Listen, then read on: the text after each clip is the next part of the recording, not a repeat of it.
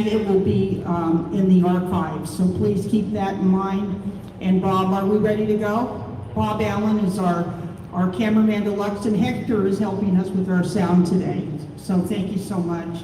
And I'm Peggy Kelly with the mighty Santa Paula Times. I want to welcome you all here. It's so wonderful to see so many people. Not surprising though, because this is a monumental occasion, because this is here today. Betsy Blanchard Chess signing her book. This is her first memoir, because I expect more. And this is Daughter of the Land, growing up in the citrus capital of the world. Betsy is not only a native of Santa Paula, and I think she's third or fourth generation. Okay, there you go, fourth. Yeah, there you go. And she lived what you could describe as a charmed life as being a member of the Blanchard family, which were founders of Limonera and actually co-founders of the city of Santa Paula.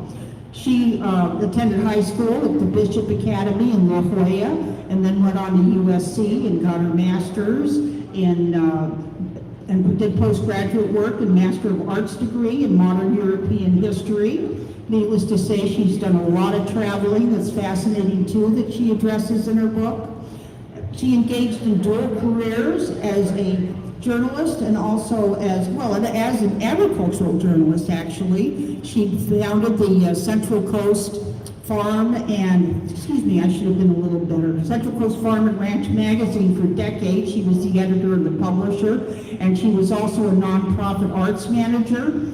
She worked in top executive positions for the New West Symphony, the Rubicon Theater Company, and the Museum of Ventura County. She was a strong supporter of Moonlight at the Ranch for the Police and Fire Foundation of Santa Paula, as well as other charities, and she's received recognitions and awards numerous times for her work and her volunteerism. She's always been very heavily involved in volunteerism and charities that benefit the whole county, including the cultural part. During the pandemic, well, actually, she'd had a little niggling of an idea before, but during the pandemic, when we were all in the shutdown, Betsy decided that it was a good time to perhaps maybe start going through family photos.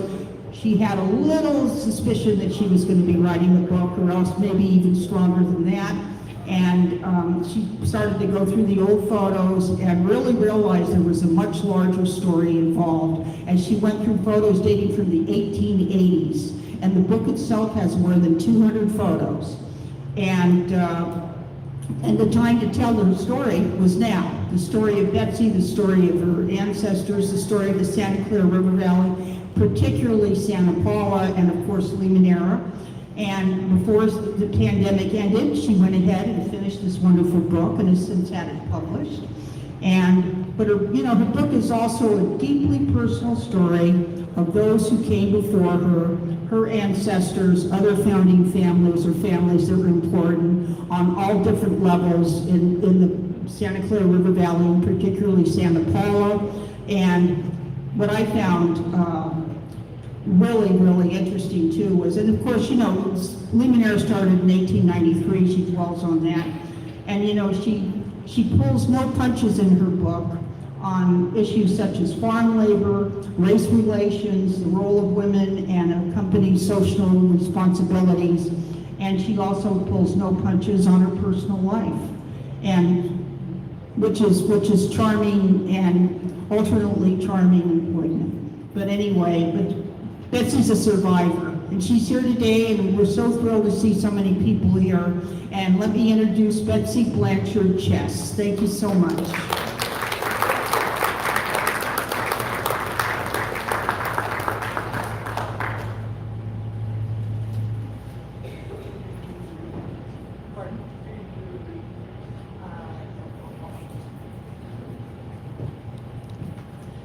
Peggy. Only Peggy can do the best introductions, and thank you. Thank you so much.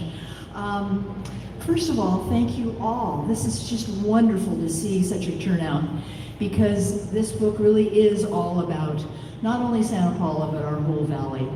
And so I'd like to welcome you all. And there's a few family members here that I would like to introduce. The first is my daughter. Devin, are you here?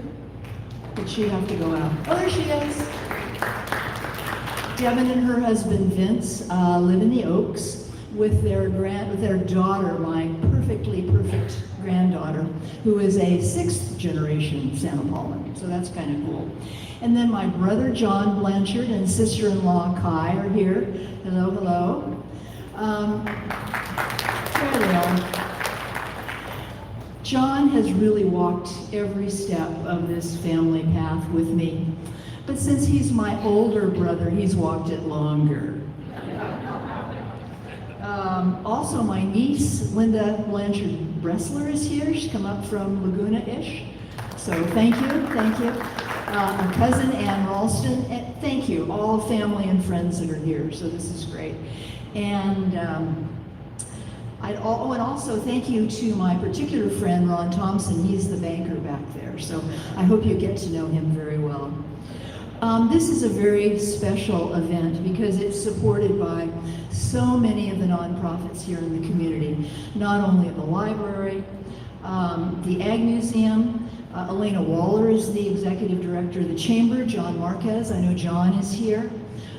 Jennifer Heighton is here representing Santa Paula Art Museum. Jean Beach from the Oil Museum. And Carlos, to whom it may concern, Carlos Juarez from the, as I call it, Historical Society, the Historical Society. We're here today largely because, or not largely, completely because of Ned Branch's invitation. Ned, as you know, is, there he is, there's Ned. Ned is the librarian here, not only of the Santa Paula Library. And Ned, I hope you will say a word or two and explain about all this wonderful stuff. Originally, I was thinking of perhaps having this event elsewhere, maybe somewhere outdoors. But then Ned invited me and it was like, what was I thinking? Of course we should be here. So thank you so much. I have so many memories of this library. And I'm sure many of you here do as well. In fact, join me. The old library, Catty Corner. I remember, of course, as a child, but first of all, you walked up those gazillion stairs, and then there were the porticos and porch, and then you opened the big doors. And there was, in my day, Mrs. Ali was the librarian, and she sat behind the big desk, surrounded by the book stacks, and you could just smell. I could still smell that. I also remember, again, because I was a child, I spent most of my time downstairs in the children's library. And I loved to read, but I hated writing the book reports. And you had to write book reports to be part of the children's book club. So I thought you just had to write 4. And then you were home free. Then you could just read as many books as you liked. But then Mrs. Ali said, no, you have to write a book report for every one. So she sat down, took out a sheet of paper, and I dictated her all those book reports. So I was most grateful. And of course, we all remember the fire that burned what this building was, which was the old Safeway. And that's all in the book, but I'll be reading about it. Ned, would you please come up? And again, I'd just like to thank you so much. And could you please tell us about this wonderful place? Hello, I'm glad you could all come here today, and I'm especially happy that we were able to open the library up for Betsy, who has just been a charming person, and we're just happy to be able to do it because really this library, as you probably know, and her family go all the way back to almost to the founding of the town. Of course, the story, and I think Betsy will touch on it, about there were a couple of saloons in town, and as long as those saloons were not renewed, then Nathan Weston Blanchard was going to donate money to build the library. And we even still, somewhere in our archives, have a list of what all the costs were when the library was completed. How much was spent on lumber, cement, and labor. It's been a very special place, I know, in Santa Paula's heart. Unfortunately, the library didn't meet seismic standards, and so it was decided that we would wind up in what became the new library from the old Safeway. But I think Betsy's going to talk more about that, so I don't want to steal her thunder. The library now, as you know, we're trying to be as modern a library as we possibly can. When we first started out with internet access, I think we had like 3 megabits of bandwidth. And if those of you who have tried to access the internet more than one person at a time know that 3 megabits doesn't get you very far. We are now connected to the state fiber optic system. We have 500 megabits of bandwidth. We have digital resources, as well as we continue to have the print resources that everybody was familiar with. So the library is trying to face forward and face the future, but at the same time remembering and honoring its past. So we're glad you could all come. Thank you.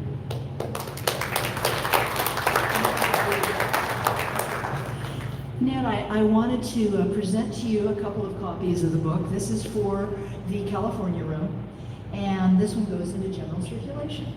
So thank you again. And you know, this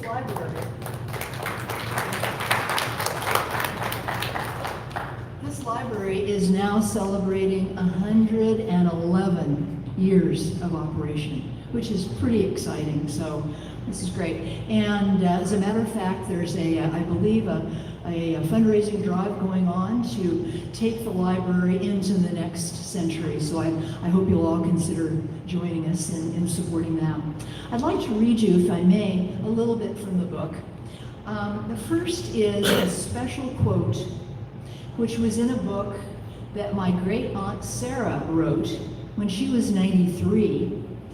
And she called it a childhood memory of early California days.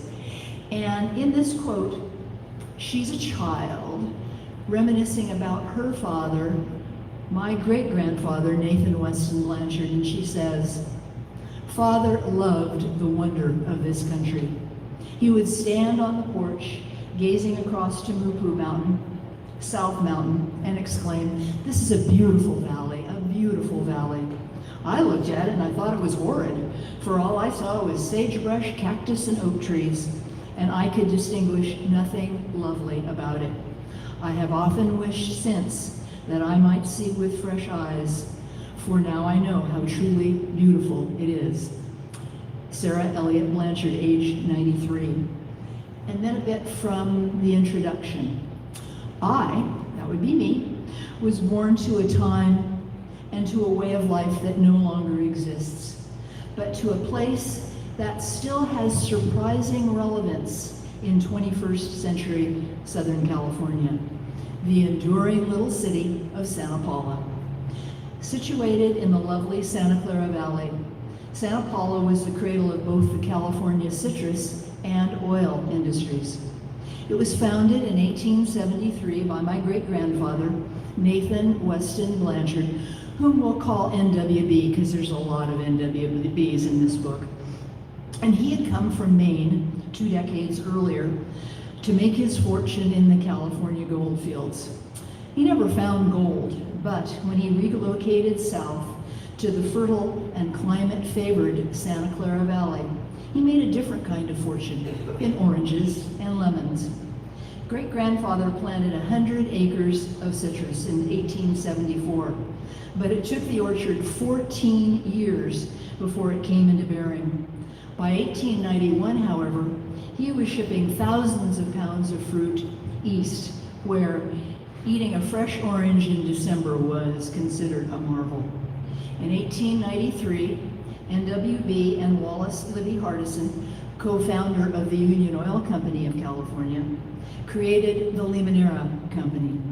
At a time when the average lemon ranch in the region ranged from 1 to 15 acres, in 1904, the Limonera Company farmed 400 acres of lemons, oranges, and walnuts, and by 1907 had increased its acreage to 2,490 acres with the accompanying water rights. In 1911, the Santa Paula Chronicle proclaimed Limonera to be the world's largest citrus ranch, and Santa Paula to be the citrus capital of the world. By 1922, 1 in every 8 lemons consumed in the United States came from Ventura County, most from Limonera. Have you ever looked at the usually stern and unsmiling portraits of your ancestors? At some point, you might realize they weren't always old and might begin to wonder about their early lives and times.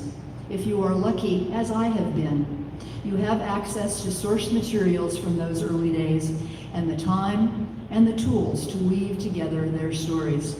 That's what I've been doing during these long days of unprecedented isolation and social distancing occasioned by the COVID-19 pandemic. I've come to realize that what I've discovered isn't just a family story, but also the story of a burgeoning Western community with all the twists and turns, peaks and valleys such a story involves.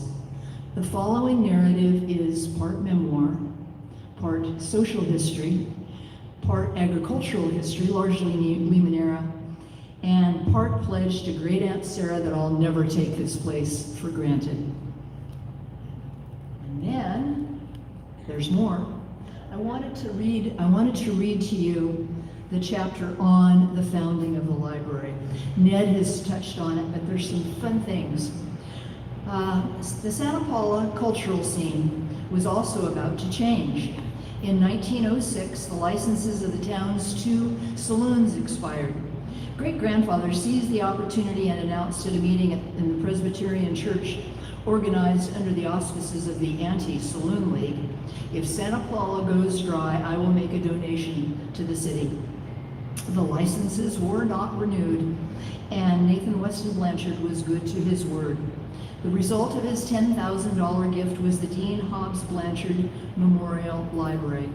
An article in the November 2nd, 1906 Santa Paula Chronicle said of the public meeting, "Never before in the history of Santa Paula have so many people of different walks of life gotten together and become so interested in civic affairs. The meeting of October 28 must be set down as a red letter day, marking a new era of things civic." Ground for the new building, designed by Los Angeles architect John C. Austin, was broken in December of 1908, and the interior finished in September of 1909. The library served the city until 1967, when it was declared unsafe, and a new library opened at the end of 1969. I remember the chain of events that led to the choice of this location for the new library. In November 1960, a spectacular fire erupted in the Safeway store on the corner store on 8th Street, catty-cornered from the old library. I saw the flames from the porch of our home on the hill and listened to the gun-like reports of exploding cans of food. The old library, although beloved, an icon really, had in 1967 been deemed unsafe and too small to continue. Originally built to house 4,000 books, it now contained over 50,000. The Safeway had been gutted by the fire but was structurally sound, and it was decided it would become the home of the new library. By 1969, the remodeled building was finished and ready for occupancy. In order to move the books from one building to the other, community volunteers and boys from the high school physical education department formed a human chain and passed boxes of books in a line half a block long. Friends of the library baked 120 dozen cookies, and Sunkiss provided lemonade for the occasion. The opening of the new Dean Hobbs Blanchard Memorial Library was a gala affair. I stood with my family, I was just 21 by the way, sipping champagne, when Eb Tate, a dear family friend, came up to my mother and said, "Elizabeth, did you see Sarah? She's over in produce." And indeed she was. A portrait of Aunt Sarah hung on the wall of what would have been the produce section of the old Safeway. But another historical tragedy awaited. In 1972, the beautiful old library was torn down.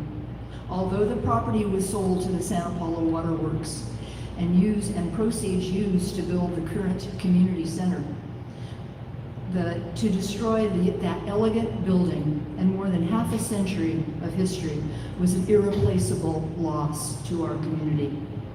The current Blanchard Library is now in its 110th year and has embarked on plans to expand and modernize as it continues to serve the community. And so the wrecking ball was stilled. again. Thank you all so much. And I think now, Peggy, we're going to do a Q&A, so please let us know your questions. Yeah, anybody that has a question, I'll bring a microphone to you. Anybody out there? Well, think about it for just a minute, and then we can always come back to it. Oh, we do have somebody. All right. Richard, did you? I thought I saw, oh, no.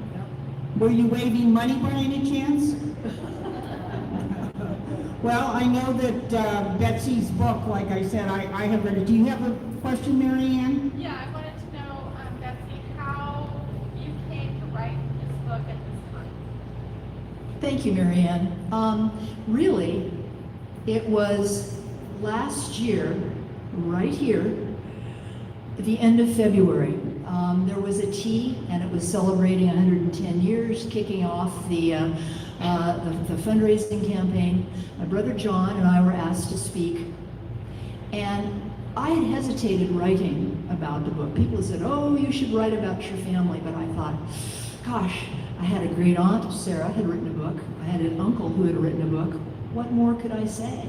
Plus other historians and so forth.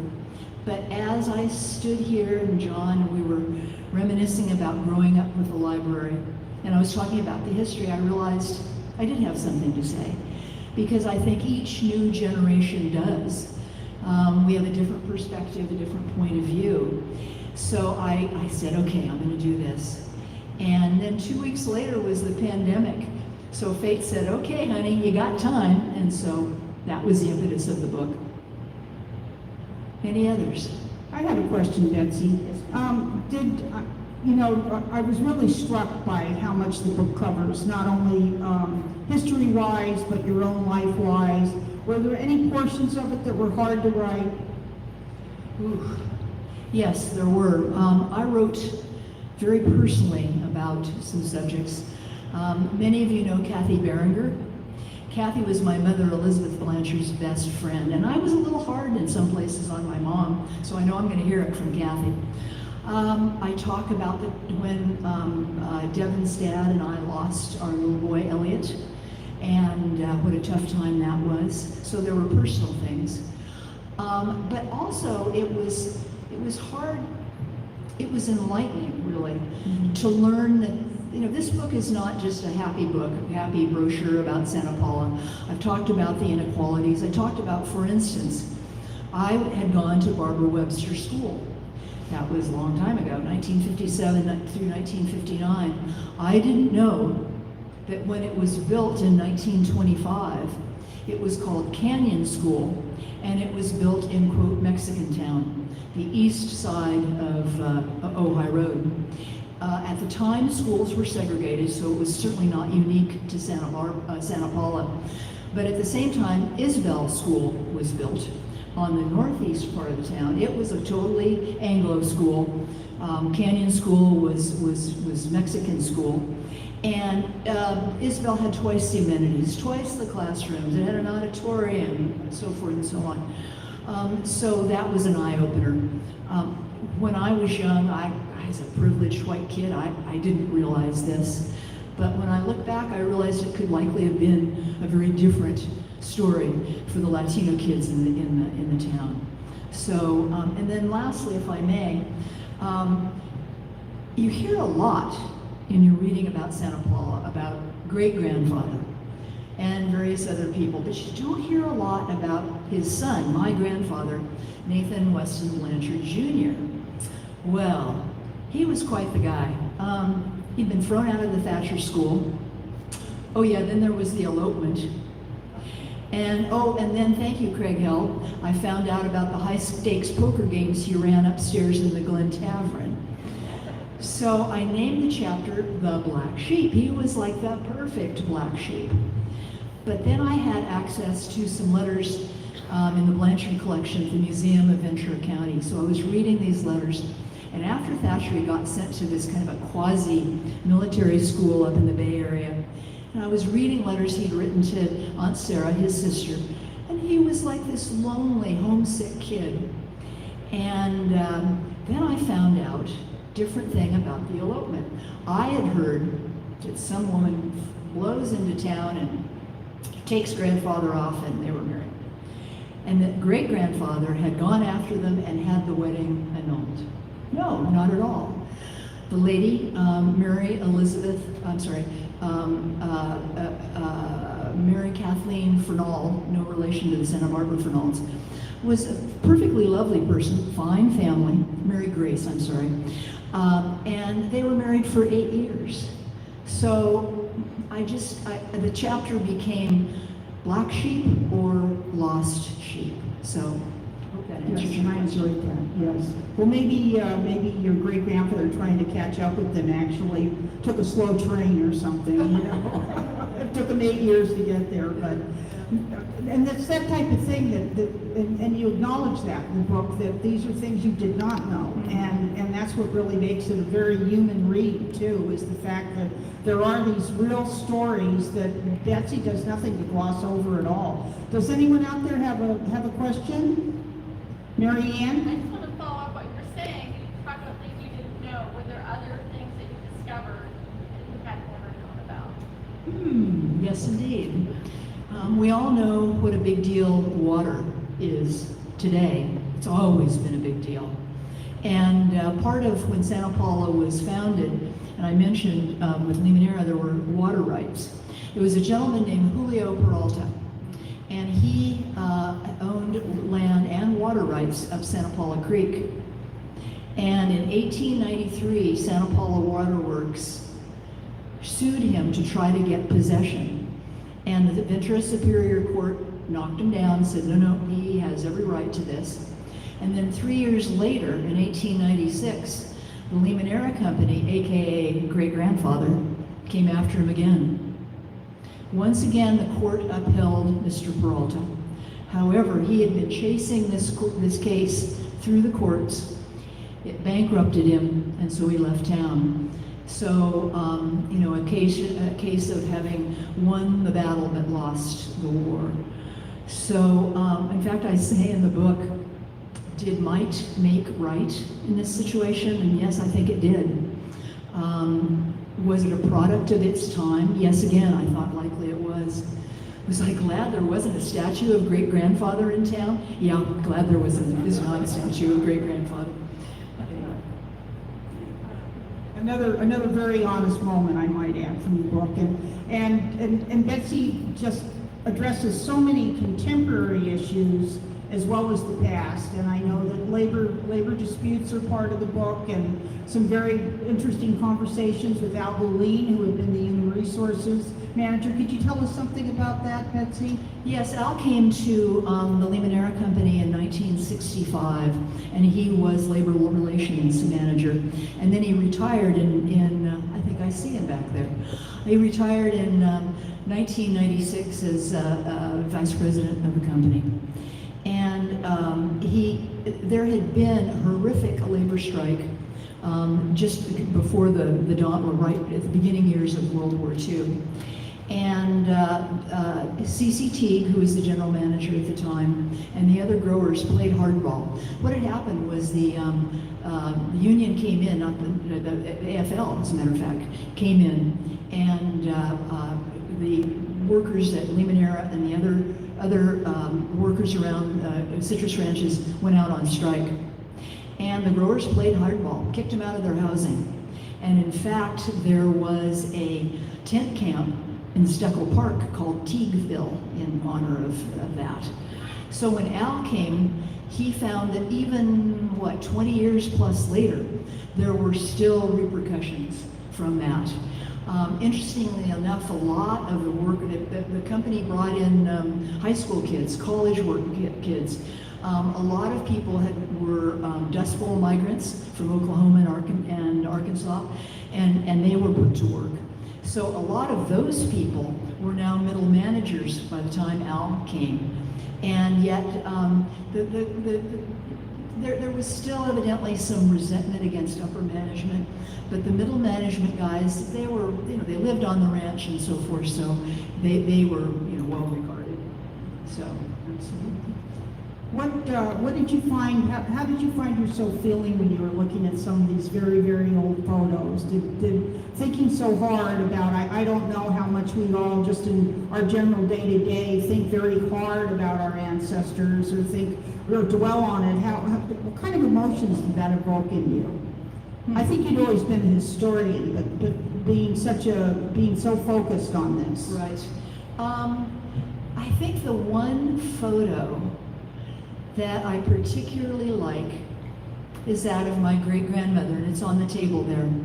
Anne Elizabeth Hobbs. She was from North Berwick, Maine, and there's a cute story about how there were all sorts of finagling and shenanigans so that she and great-grandfather could meet, and you need to get the book to read that story.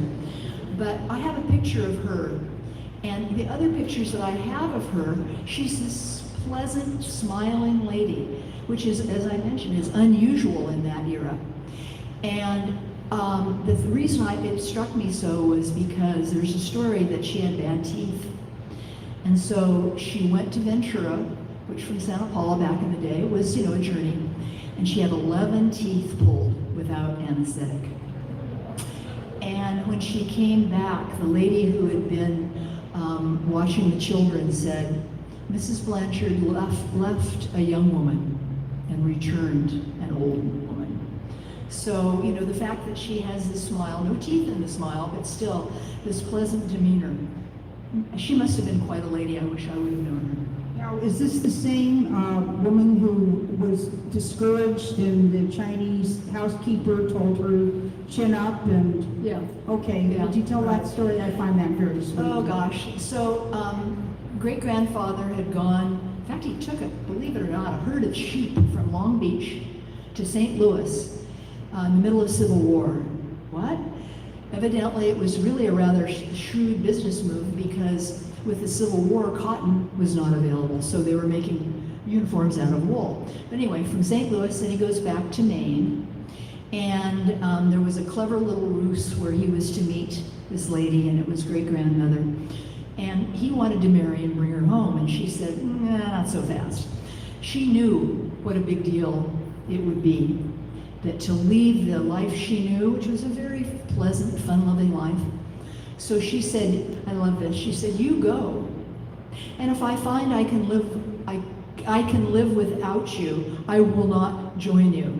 In other words, if I can manage without you, have a nice life, but if I find I cannot live without you, then I will follow, which is what she did. He came across the Isthmus of Panama, she went round the Horn, and boy, you just have to think of how strong our ancestors were to have undertaken those kinds of voyages. For instance, in the wedding contract, she was to be able to return home to Maine within 5 years so she could see her mother. In fact, it was 25 years before she returned, and of course by then her mother was long gone. So it's very poignant. Certainly. Does anyone out there have any questions?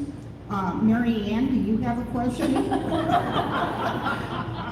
Craig. Oh, okay, wait a minute, Craig Held over here. And I want to say too that Craig Held's in charge of the California room here at the library, and he does a wonderful job. Okay, Craig, would you like to come up here, or should I Well, I take? just want Betsy to maybe touch on the family homes, Aunt Sarah's house. I love the interior photos over here that you had exhibited. Oh, yeah, we've got that wonderful display, by the way. Right.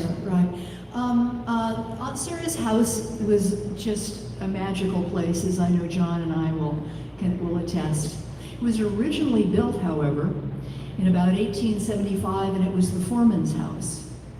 But there was some quirky events in 1880. Great-grandfather's silent partner, who never came down, he lived up in the Bull Country, was bitten by a cat, and 3 weeks later he was dead. No will. So there's the story, his name was Bradley, and there's a story of how the widow Bradley, as she's referred to, said, okay, time to divvy up. Originally it was a 50-50 partnership, but great-grandfather had borrowed to develop Santa Paula and so forth, so he only had 1/6. So the widow Bradley comes down, sues to regain her property, is successful. And so the family had to move out. They lost, there was a grist mill, the mill park. She took that, she was no dummy. She took the house. She didn't take the 100 acres of oranges because they were just sitting there not doing anything. They were not going to produce for another almost 8 years. And so this house, as you will see from those pictures, goes from a rather modest house to just this glorious craftsman house of about 30 rooms, just elegant and wonderful. I remember it had an elevator, which we children were forbidden under pain of death to use. And it was a wonderful place. So, but the thing is, Sarah dies in 1963. And so the city, or the family rather, offered El Moran Hall, the place of the orange, the name of the home, to the city of Santa Paula. And the city said, what are we going to do with it? We can hardly keep the Union Oil Museum going. So they said, no, thank you. And so the house, the property was sold, and there were going to be estate homes built. Nobody knew what to do with the home. It was torn to the ground. Torn to the ground. It was just, when I mentioned in the story I read about the library, another historical travesty, that was the first. So that's very sad. And unfortunately, those estate homes never were built. And the beautiful trees and the gardens, which of course had been watered all their lives, were just left. So it was a very sad time. Where was the house located, Betsy? At the very, if you go up Palm Avenue, at the very top of Palm Avenue, the high school would be to the east. And I think now the only thing that is original is there's a monkey puzzle tree that's still there. But otherwise, I think it's condominiums. So that was very, very sad. Does anyone have any questions out there? Oh, Carlos. This is Mayor Carlos, and also president of the Historical Society, the Santa Paula Historical Society. Just a real quick comment and a question. The comment is, looking at the old San Juan Church maps, shows that City Hall used to be on Mill Street, then for a short time was, I believe, in the basement of the Blanchard Library, then moved to South Grammar Street on Mill Street, and then the current location at Ventura Street. So that's going to be an interesting bit of history. My question would be, I remember the kid, I was around there, but I remember going to the basement and seeing the children's section, but I remember the dolls. At that age, I remember how scary they were. Could you talk a little bit about, I don't know, these are some of them, right? Yes, they are. That is not, there. I think there are some Blanchard dolls there, because Sarah had an extensive collection, but I don't think they all are. Ned could tell you more. I really don't have much to offer about I think the those are the provenance. Boozy dolls. I think that's what the exhibit is called. Oh, the Boozy dolls, okay. Jennifer, I would know all about that. And by Boozy dolls, that was a family name. They were not inebriated There's dolls. no inference there. They're just family name. All right. Any questions? Going once? Mary Ann? Going twice? Going 3 times? So I do have another question. Oh, Mary Ann came through. Here you go, Mary Ann. You've written this book, you're doing the book signing. What is next? What do you hope will come from this wonderful book you've written? Oh, thank you. Well, it's certainly whetted my interest in not only history, which I've always had, but especially our area. So I think the next serious book I will do will be about the women behind the men. And when we hear about Nathan Weston Blanchard, and we hear about CCT, I could name off half a dozen or more. So I would like to talk about the women behind the men, because there's so many strong women in my family. My mother, Elizabeth Blanchard, whom so many of you still remember, the great-grandmother whom I mentioned, Grandma Tiny, Grandma Ella. So that's what I would like to do. There's somebody else here that I would like to introduce and thank, and that is Charles Johnson. Charles, many of you would have known Charles when he was the research librarian for the Museum of Ventura County. And he has a company called History by Design. And Charles both edited and designed my book. So Charles, thank you so much.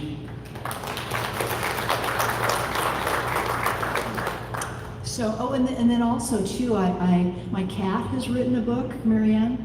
Yeah, but you know, he has a little trouble on the keyboard, so I'm helping him. And it's called Cubby, the I Like It Just Like That Cat. And it's the story of a spoiled only cat as new siblings come into his family. So that'll be fun. Just one more question from me, Betsy. Could you give us Blanchards have been involved with the library over the generations, so would you give us a little wrap up on that, how the families continued their association with the library? Okay. Well, originally, as you know, it was named the Dean Hobbs Blanchard Memorial Library, and it was named for the firstborn son of great-grandfather and great-grandmother who had died when he was only 6 years old. And that is another amazing story. Oh my gracious. He died of a mysterious brain malady, and he was evidently grave robbed.